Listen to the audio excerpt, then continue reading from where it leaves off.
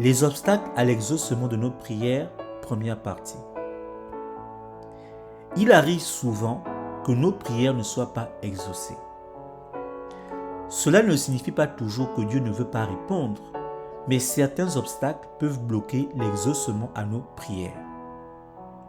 Dans cette étude, nous allons essayer d'énumérer quels peuvent être ces obstacles à nos prières. Premièrement, le péché.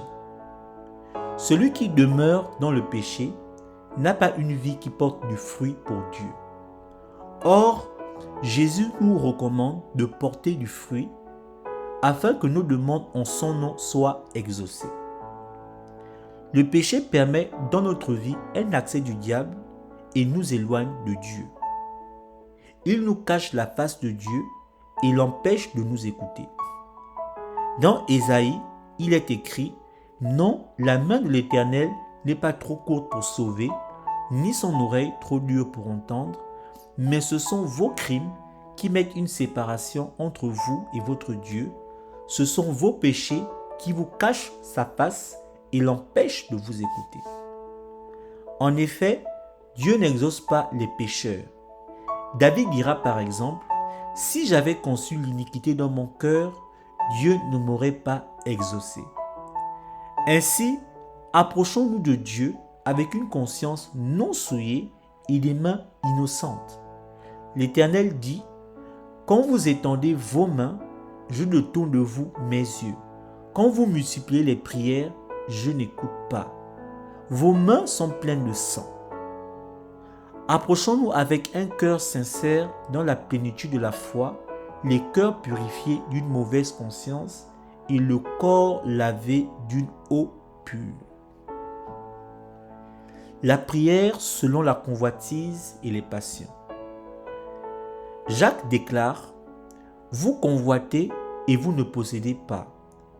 Vous êtes meurtrier et envieux et par conséquent, vous ne pouvez rien obtenir. Vous demandez et vous ne recevez pas parce que vous demandez mal dans le but de satisfaire vos passions. » Certaines demandes formulées à Dieu ne sont pas des réels besoins, mais uniquement des choses liées à l'envie, la convoitise des yeux, l'orgueil de la vie, les passions de la chair. Ne nous attendons pas à ce que ce type de demande soit exaucé par Dieu. Romains nous parle de cette faiblesse de l'être humain qui ne sait pas ce qu'il convient de demander dans la prière. C'est pourquoi l'Esprit de Dieu est là pour l'aider. Il est donc important de prier par l'Esprit et non selon la chair afin d'être exaucé. Nous avons auprès de Dieu cette assurance que si nous demandons quelque chose selon sa volonté, il nous écoute.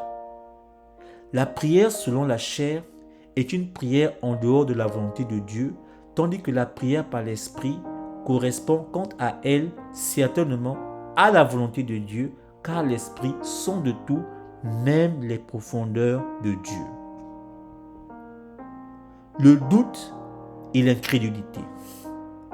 Jacques nous dit qu'il faut que l'on demande avec foi, sans douter, car celui qui doute est semblable au flot de la mer, agité par le vent et poussé de côté et d'autre. Que l'homme qui doute ne s'imagine pas qu'il recevra quelque chose du Seigneur. C'est un homme irrésolu, inconstant dans toutes ses voies. Le doute est le manque d'assurance, l'inconstance et le vacillement. Il témoigne de notre incrédulité, c'est-à-dire de notre manque de foi. Or, sans la foi, il est impossible d'obtenir ce que nous demandons, car on n'est pas agréable à Dieu. Il faut en effet que celui qui s'approche de Dieu croit qu'il existe et qu'il est le rémunérateur de ceux qui le cherchent. Nous devons donc nous approcher avec assurance du trône de la grâce et non avec tâtonnement pour être secourus dans nos besoins. Tout ce que nous demandons en priant, croyons que nous l'avons reçu et nous le verrons s'accomplir.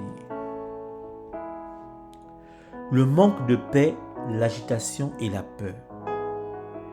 L'agitation, le manque de paix et la peur sont le signe de l'incrédulité. En effet, celui qui a la certitude de son exaucement demeure dans la confiance et dans le calme. Mais celui qui doute commence à s'agiter dans tous les sens en cherchant des solutions humaines.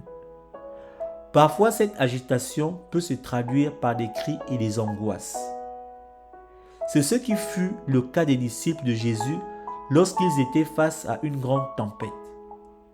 Ils gesticulaient dans tous les sens, tandis que Jésus, lui, dormait tranquillement dans la barque.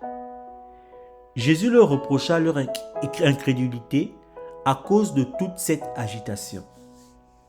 Le peuple d'Israël, lui, aussi connut une grande frayeur dans le désert à la vue de l'armée égyptienne. Et l'Éternel dit à Moïse, « Pourquoi ces cris ?